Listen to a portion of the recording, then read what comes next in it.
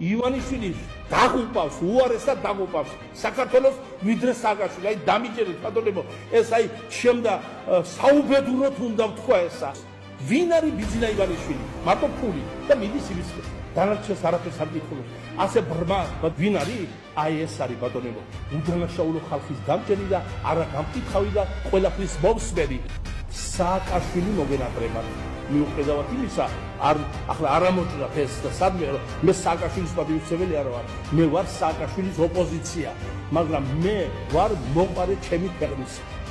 ივანიშვილის გამოჩენამ ოპოზიციური სპექტრის უდიდესი ნაწილი, რომელიც წვეთოვანზე იყო, კვდებოდა რა, წვეთოვანზე იყო, აი მიერთა მათ.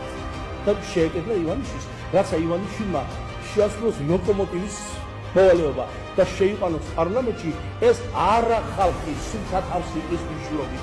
ეს ნაძირლები ხაზგასმით აღნიშნეთ, ყველგან არ გამოტოვოთ. ესენი ვინ არიან?